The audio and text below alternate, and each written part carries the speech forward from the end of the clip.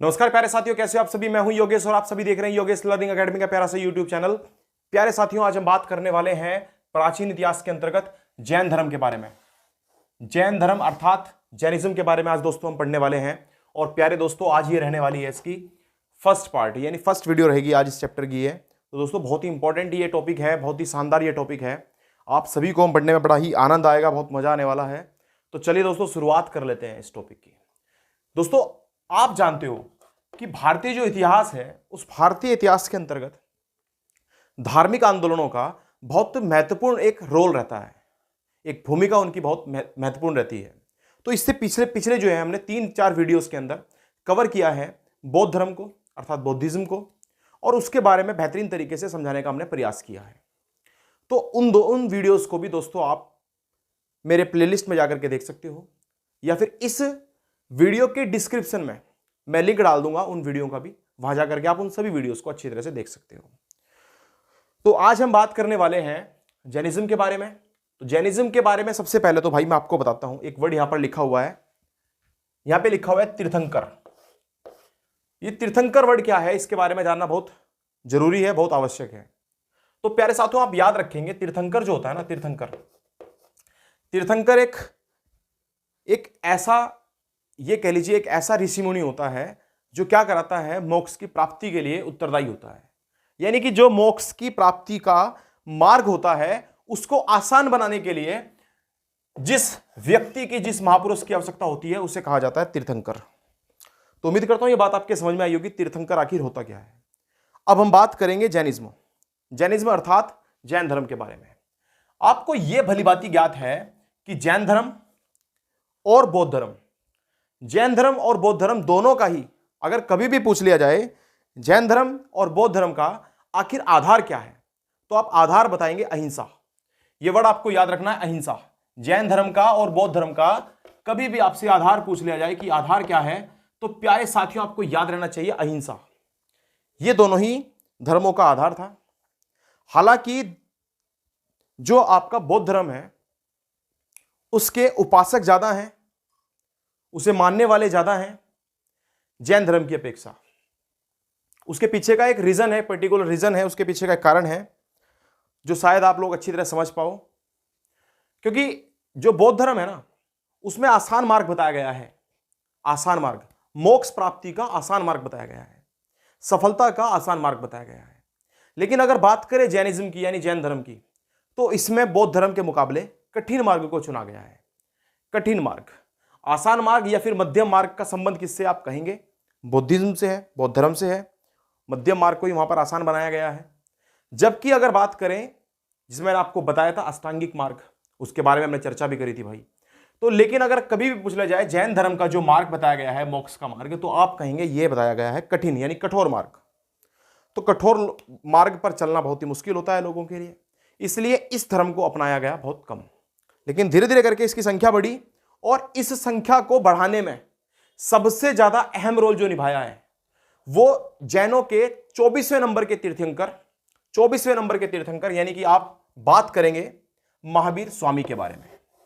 तो ये रहे इनके 24वें तीर्थंकर, जिनकी वजह से जो कारण थे जैन धर्म को चरम सीमा तक ले जाने में। हालांकि कभी भी संस्थापक का नाम पूछ लिया जाए तो संस्थापक आप याद रखेंगे भाई ऋषभदेव। ऋषभदेव जो थे वो जैन धर्म के संस्थापक हैं। लेकिन क्या इनको वास्तविक संस्थापक माना जाता है? नहीं, क्योंकि इन्होंने जैन धर्म की स्थापना तो कर दी थी, लेकिन वास्तविकता में अगर जैन धर्म को बढ़ाने में, जैन धर्म को अच्छी तरह से लोगों तक पहुंचाने में कोई व्यक्ति अगर सफल रहा है तो उस व्यक्ति का नाम है महावीर जैन। जिनके बचपन का नाम पूछ लिया जाए तो आप याद रखेंगे वर्धमान। तो वर्धमान इनके जो था वो बचपन का नाम था, ये मैं आपको भी बताने वाला हूं, इनके जीवन परिचय से संबंधित ये चीजें हैं। लेकिन प्यारे साथियों, आपको जो बातें याद रखनी है अब हम यहां से स्टार्ट करने वाले हैं। कभी भी पूछ लिया जाए जैन धर्म के जो पहले तीर्थंकर थे तो उनका नाम क्या था, उनका नाम आप याद रखेंगे ऋषभदेव।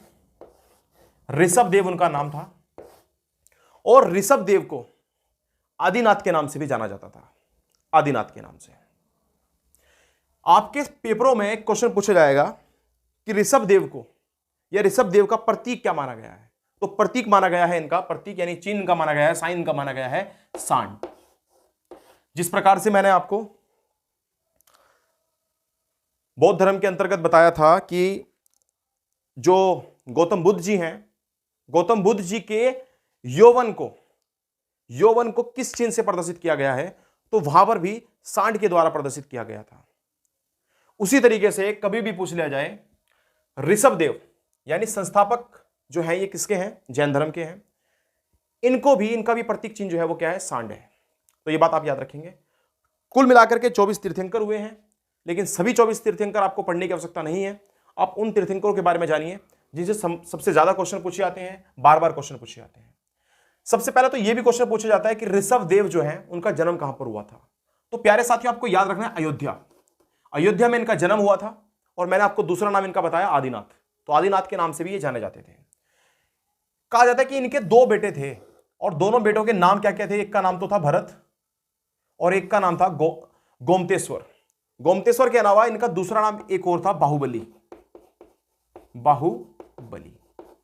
बाहुबली ये कटप्पा वाला बाहुबली नहीं है, हम माहिष्मति की बात नहीं कर रहे हैं। तो ये इनके बेटे का नाम था। बाहुबली का नाम आपको क्यों याद रखना है, क्योंकि इससे संबंधित क्वेश्चन जो है वो पूछा गया है। और क्वेश्चन ये पूछा गया है कि किस मानव की सबसे ऊंची प्रतिमा जो कर्नाटक में थी, वो सबसे ऊंची प्रतिमा किस मानव की हुई है। याद रखेंगे, आजकल तो आप जानते हो यूनिटी ऑफ स्टैचू जो है वो, स्टैचू ऑफ यूनिटी जो है वो आजकल है। और आप जानते हो किनकी है, हमारे देश के पहले गृह मंत्री यानी श्री वल्लभ भाई पटेल।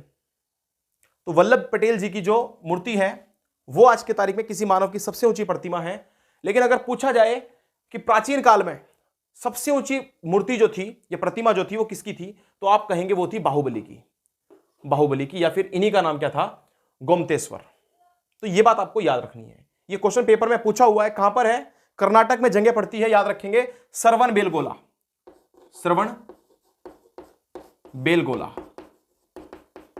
एक एक पॉइंट आपको अच्छी तरह समझना है भाई, एक एक पॉइंट नोट करना है कॉपी के अंदर। बहुत बेहतरीन तरीके से नोट्स बनाने हैं। सारे नोट्स को आज के आज ही तैयार कर लेना है। इसी प्रकार से हम जो है वो लगातार वीडियोस डालते रहेंगे और आप लोगों के मार्ग को आसान बनाते रहेंगे। फिर देखिए जरा किस प्रकार से जो हिस्ट्री है वो आपको एक मनपसंद सब्जेक्ट के रूप में सामने निकल करके आएगी, मनपसंद सब्जेक्ट लगने लगेगा। तो प्यारे साथियों, मैं बता रहा था आपको ऋषभदेव के बारे में, यानी ये थे हमारे पहले तीर्थंकर जो कि जैन धर्म के थे। अब भाई इसके बाद आपको पढ़ने हैं 23वें नंबर के तीर्थंकर। तो 23वें नंबर के तीर्थंकर कौन थे, आप कहेंगे पार्श्वनाथ। कौन थे, पार्श्वनाथ। इनका जन्म कहां हुआ था, इनका जन्म हुआ था भाई काशी में। कहां पर हुआ था प्यारे बच्चों, काशी में। कभी भी इनका प्रतीक पूछ लिया जाए, क्योंकि प्रतीक पूछता है, बार बार पूछता है क्वेश्चन, पूछा जाएगा पार्श्वनाथ का प्रतीक क्या है, तो आप कहेंगे सांप। सांप जो था वो इनका प्रतीक है, जबकि सांड जो है ये प्रतीक था किनका, आदिनाथ जी का, या फिर आप कह सकते हो ऋषभदेव जी का। तो इतनी बातें उम्मीद करता हूं आपके समझ में अवश्य आई होंगी। अब प्यारे साथियों, आपको क्या बात याद रखनी है, अब हम बात करेंगे इसके बाद। हाँ, कुछ बातें आपको बतानी है। जैसे अगर मैं बात करूं पहले तीर्थंकर यानी ऋषभदेव, इन्होंने 2 सत्य बताए और 2 सत्य मार्गों को इन्होंने बताया कि जो इंसान को छोड़ने नहीं चाहिए कभी भी। एक तो आप याद रखेंगे अहिंसा, एक तो क्या बताया इन्होंने, अहिंसा का मार्ग। और दूसरा जो मार्ग इन्होंने बताया है उसे बोलते हैं अपरिग्रह। अपरिग्रह का मतलब होता है कि इंसान को धन इकट्ठा करके रखने की आवश्यकता नहीं है, यानी धन को संचय नहीं करना चाहिए। तो 2 मार्ग इन्होंने बताए हैं, 2 सत्य इन्होंने बताए हैं। 2 सत्य कौन कौन से, जो इन्होंने अपने जीवन में अपनाए, वो सत्य कौन कौन से, एक तो अहिंसा का मार्ग और दूसरा इन्होंने अपनाया है अपरिग्रह का मार्ग। तो ये 2 रास्ते जो हैं, 2 सत्य जो हैं वो इन्होंने जीवन के बताए हैं कि कोई भी व्यक्ति अगर इन सत्यों को अपने जीवन में उतार लेता है तो वो सक्सेस पा सकता है, मोक्ष पा सकता है। अब उसके बाद मैंने आपको बताया पार्श्वनाथ जी जो है, पार्श्वनाथ जिनका जन्म काशी में हुआ है, इन्होंने भी 4 प्रकार की शिक्षाएं जो है वो दी हैं, 4 प्रकार की शिक्षाएं। और वो 4 शिक्षाएं कौन कौन सी, ये आपको याद रखना है। नंबर 1 इन्होंने कहा है सत्य, हमेशा सत्य का साथ दो, सत्य बोलो। ये बात किसने कही है, आप कहेंगे पार्श्वनाथ जी ने। दूसरा इन्होंने बताया है अहिंसा। अहिंसा मैंने आपको बताया अभी कि अहिंसा जो था वो ऋषभदेव का मार्ग भी रहा है, इन्होंने भी शिक्षा को दिया है। तो 2 प्रकार की शिक्षाएं कभी भी पूछ ले जाए किसने दी हैं, तो आप कहोगे ऋषभदेव जी ने। जबकि 4 प्रकार की शिक्षाएं किसने दी हैं, तो आप कहेंगे यहां पर दी हैं ये पार्श्वनाथ जी ने। एक तो सत्य, दूसरा अहिंसा और तीसरा होता है अस्तेय। अब ये अस्तेय क्या होता है, अस्तेय का अर्थ होता है भाई चोरी ना करना। यानी कभी भी किसी व्यक्ति को चोरी नहीं करनी चाहिए, यह शिक्षा दी है पार्श्वनाथ जी ने। और चौथा वही अपरिग्रह। अपरिग्रह का मतलब होता है धन का संचय ना करना, यानी व्यक्ति को अपने आज में जीना चाहिए, अपने कल के लिए धन का संचय करने की आवश्यकता उसे नहीं है, और अगर करना भी है तो इतना धन संचय ना करे कि वो जो है वो भोग विलास या फिर पाप, इन तीनों ही चीजों में लिप्त हो सके। तो यह बात आपको याद रखनी है। अब यहां से हम बात करेंगे 24वें तीर्थंकर यानी वास्तविक संस्थापक के बारे में। तो जैन धर्म के वास्तविक संस्थापक कौन थे? आप याद रखेंगे महावीर स्वामी जी। महावीर स्वामी वास्तविक संस्थापक इन्हीं को कहा जाता है। इन्होंने 5वीं शिक्षा ऐड कर दी इसमें। 4 शिक्षाएं पार्श्वनाथ जी देकर के गए। पार्श्वनाथ जी ने 4 शिक्षाएं सत्य, अहिंसा, अस्तेय और अपरिग्रह की दी। 5वीं सत्य जो है वो इन्होंने जोड़ दिया, 5वीं सच्चाई या 5वीं शिक्षा इन्होंने जोड़ दी, जिसे बोलते हैं ब्रह्मचर्य। इनका कहना था कि व्यक्ति को ब्रह्मचर्य का पालन करना चाहिए, और जो व्यक्ति 5 शिक्षाओं अर्थात सत्य, अहिंसा, अस्तेय, अपरिग्रह और साथ में ब्रह्मचर्य, इनको अपने जीवन में उतार लेता है, इनको अपने जीवन में अपना लेता है, वो मोक्ष की तरफ को, वो सक्सेस की तरफ को, वो सफलता की तरफ को अग्रसर हो जाता है, यानी उस मार्ग पर वो चलने लगता है, और फिर वो मोक्ष की प्राप्ति कर सकेगा। याद रखना है, इनके प्रतीक को पूछ लिया जाता है। प्रतीक, जिस प्रकार से मैंने 2 साइन आपको बताए, 2 चिन्ह आपको बताए, जैसे ऋषभ देव का जो चिन्ह है, जो प्रतीक है वो सांड है, जिस तरह से मैंने आपको बताया पार्श्वनाथ का साइन कभी पूछा जाए तो आप कहेंगे सांप है, उसी तरीके से सबसे ज्यादा इंपॉर्टेंट है, पूछा जाता है कि महावीर स्वामी का प्रतीक क्या है, तो आप कहेंगे प्यारे साथियों शेर। शेर कह लीजिए, या फिर इसे संस्कृत में हम सिंह भी बोल सकते हैं, सिंह। तो उम्मीद करता हूं इतनी बातें आपके समझ में आई होंगी। अब यहां से थोड़ा सा इनका जीवन परिचय भी जानने का प्रयास किया जाएगा। इनके जीवन परिचय संबंधित आप याद रखेंगे, जन्म कभी भी पूछ लिया जाए महावीर जैन जी का जन्म कब हुआ था, तो आप कहेंगे 540 बीसी में। 540 बीसी का साफ साफ अर्थ यह निकलता है कि ईसा मसीह के जन्म से 540 वर्ष पहले। आप सोच के देखिए, ये 24वें नंबर के तीर्थंकर हैं, यानी 24वें नंबर के तीर्थंकर होने का अर्थ साफ साफ यह निकलता है कि इनसे पहले 23 और तीर्थंकर जो थे वो जैन धर्म में थे, और उन सभी ने जो है वो मोक्ष के मार्ग को बताया होगा, शिक्षाएं दी होंगी। तो अगर हर व्यक्ति यानी हर गुरु, हर तीर्थंकर अगर 50-50 की एज भी जिन्होंने पार करी हो, तो लगभग 1250-1300 साल तक तो यही पहुंच गए होंगे, या फिर 1200 के आसपास तो ये पहुंच गए होंगे।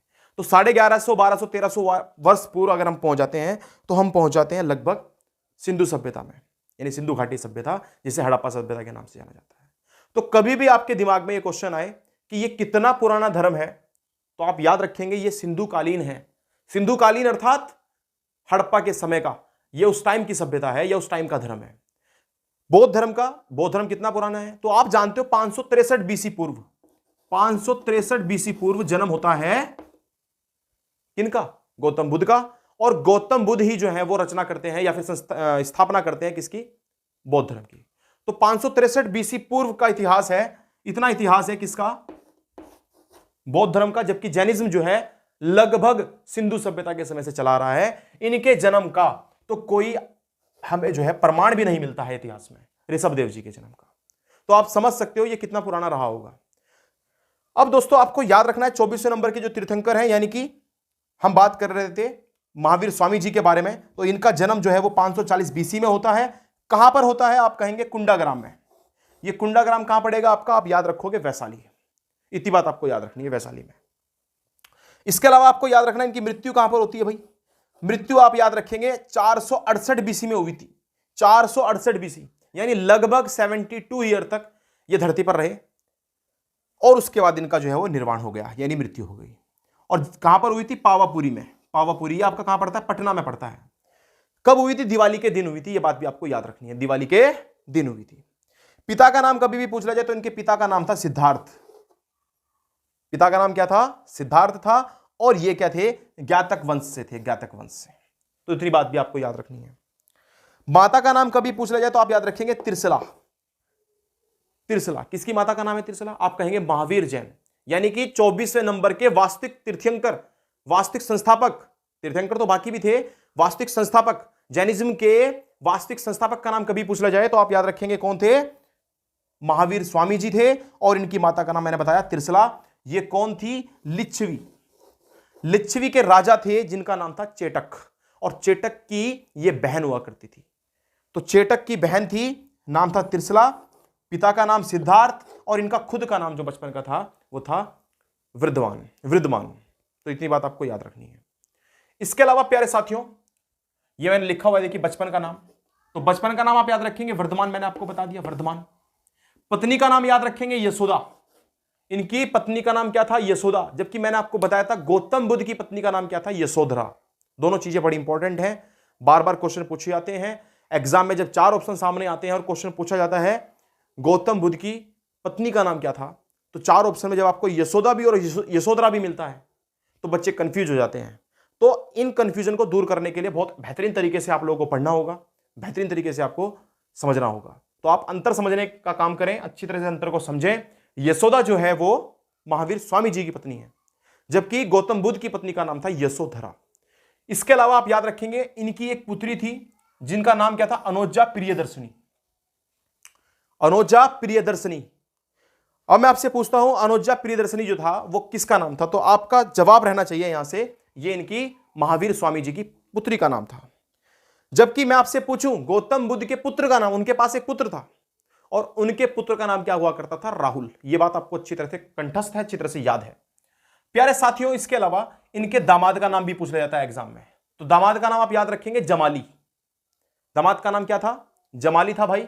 इसके अलावा आपको यह बात याद रखनी है महावीर स्वामी जी ने अपना पहला उपदेश किसको दिया था, तो आप कहेंगे पहला उपदेश दिया था अर्धमागधी भाषा में।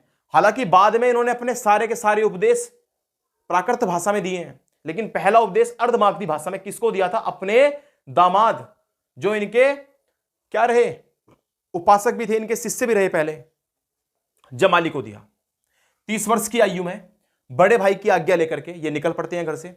माता पिता का देहांत हो जाता है। माता पिता के देहांत के बाद ये अपने बड़े भाई उनसे सन्यास के लिए आग्रह करते हैं, उनसे अनुमति मांगते हैं और वो इनको अनुमति देते हैं, और ये फिर जो है वो घर का त्याग कर देते हैं और ये सन्यास ग्रहण कर लेते हैं। और 12 वर्ष तक, यानी 30 से लेकर के 12 वर्ष, लगभग 12.5 वर्ष का ये समय है, ये क्या करते हैं तपस्या करते हैं, तप करते हैं।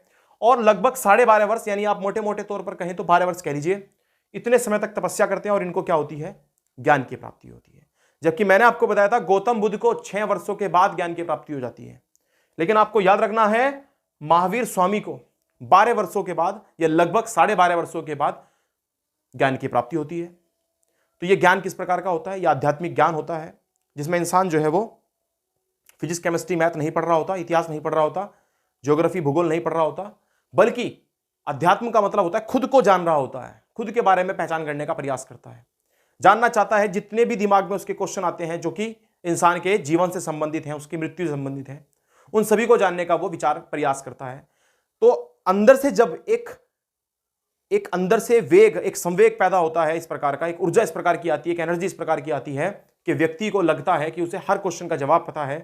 अब वो कोई भी उससे दुख से संबंधित, सुख से संबंधित कोई भी उससे क्वेश्चन पूछेगा तो वो सबके जवाब बड़ी सरलता से दे सकेगा। इसी को कहा जाता था उस टाइम पर ज्ञान। तो दोस्तों ज्ञान की प्राप्ति होती है 12 वर्ष में।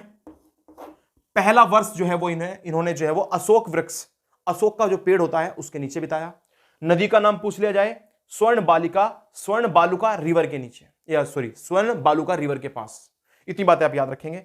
लेकिन उसके बाद वो जगह इनको रास नहीं आती, या फिर किसी कारणवश ये वहां से उस जगह को छोड़ करके चल पड़ते हैं, और ये फिर लगभग 11 साल और 6.5 माह, इतना समय जो है वो साल के वृक्ष के नीचे बिताते हैं, जहां इनको ज्ञान की प्राप्ति होती है। नदी का नाम पूछ ले तो रिजुपालिका रिवर के पास, रिजुपालिका रिवर के पास साल के वृक्ष के नीचे इनको आप कहेंगे ज्ञान की प्राप्ति होती है।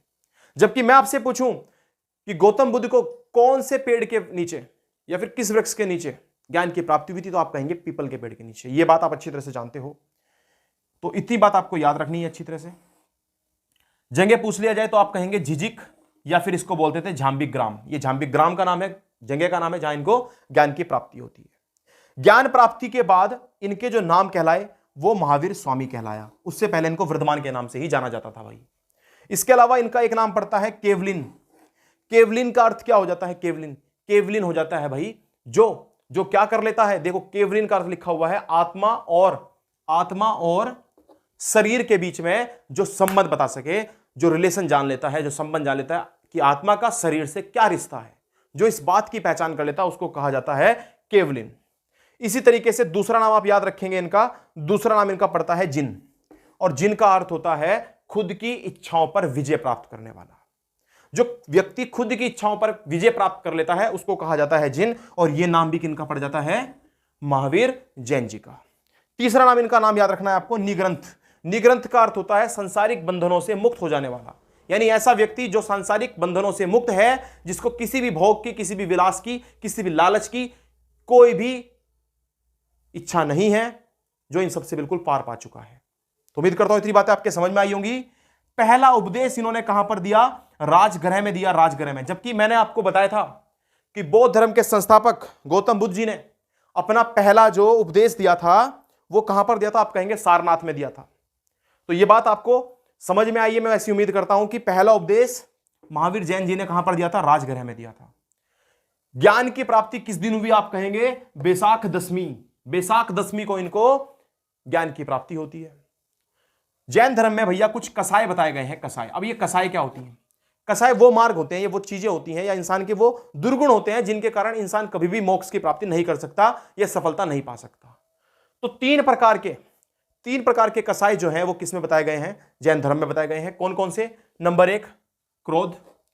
क्रोध का मतलब आप जानते हो अच्छी तरह से, जो व्यक्ति गुस्से के अंदर रहता है, यानी गुस्सा जिस व्यक्ति को बहुत ज्यादा आता है वो कभी भी जो है वो सफलता नहीं पा सकता या जल्दी सफलता नहीं पा सकता, या फिर मोक्ष के द्वार उसके लिए हमेशा के लिए बंद रहेंगे।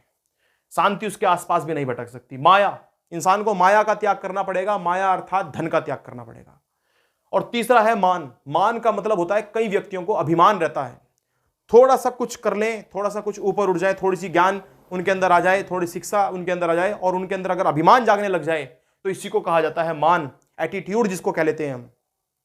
तो तीन चीजें, क्रोध, मान और तीसरा मैंने बताया धन यानी माया। इन तीन चीजों से व्यक्ति को दूर रहना होगा, तब जाकर के वो आसानी से मोक्ष प्राप्त कर सकता है या फिर मोक्ष के मार्ग पर निकल सकता है। तो ये तीन कसाय बताए गए हैं जैन धर्म के अंदर। जैन धर्म के 3 रत्नों की बात करें तो जैन धर्म के अंदर 3 रत्न हैं। कौन कौन से? नंबर 1 सम्यक दर्शन। सम्यक का मतलब होता है राइट, राइट मतलब सही, तो सही दर्शन होना चाहिए। सम्यक ज्ञान यानी सही ज्ञान, और सम्यक आचरण यानी कि सही आचरण। जिस व्यक्ति की फिलॉसफी यानी कि लोगों को देखने का नजरिया, जिंदगी जीने का नजरिया सही होता है, जिस व्यक्ति का ज्ञान संयम होता है, सम्यक मतलब राइट ज्ञान, सही नॉलेज जिस व्यक्ति को होती है, और जिस व्यक्ति का आचरण अच्छा होता है, वही जो है वो ये 3 जो है वो क्या बताए गए हैं, त्रिरत्न बताए गए हैं जैन धर्म के अंदर। इसके अलावा ये मैं आपको बता चुका हूं कि कैवलिन क्या होता है, जिन क्या होता है और निग्रंथ क्या होता है। तो इस प्रकार से दोस्तों हमने जाना आज कि जैन धर्म जो है उनकी स्टार्टिंग कब हुई, जैन धर्म कब जो है वो इसकी स्थापना हुई, ये मैंने आपको बताया। और साथ साथ मैंने बताया कि इसके अंदर टोटल 24 तीर्थंकर हुए हैं। 24 तीर्थंकरों को जानने की आपको आवश्यकता नहीं है, सिर्फ खासम खास यानी पहला 23वें नंबर का और 24वें नंबर के तीर्थंकरों को जानने का प्रयास करें। तीनों का नाम याद रखें, तीनों के बारे में जितनी चीजें कलेक्ट कर सकते हो कलेक्ट करने का प्रयास करें। इसके अलावा कोई चीज अगर यहां से छूट गई हो तो आप इस यहां पर देख सकते हो, इसका स्क्रीनशॉट आप ले सकते हो। स्क्रीनशॉट लेने के बाद अच्छी तरह से देखना और आपको कुछ ना कुछ यहां से समझने को जरूर मिलेगा। हाँ, मैं एक बार फिर से रिपीट कर दूं, इनके प्रतीक बहुत पूछे जाते हैं एग्जाम में। जैसे याद रखेंगे ऋषभ देव जी का जो प्रतीक है वो सांड है, जबकि बात करें अगर हम पार्श्वनाथ जी की तो इनका प्रतीक सांप माना जाता है, सांप, जबकि शेर माना जाता है किसका, आप कहेंगे महावीर स्वामी जी का। तो चलिए दोस्तों आज के लिए इतना काफी है इस वीडियो में। नेक्स्ट वीडियो में दोस्तों हम बात कर रहे होंगे इसी टॉपिक से संबंधित कुछ और बातों के बारे में चर्चा कर रहे होंगे जो कि बहुत महत्वपूर्ण है आपके परीक्षा के दृष्टिकोण से। तो धन्यवाद दोस्तों, मिलते हैं नेक्स्ट वीडियो में।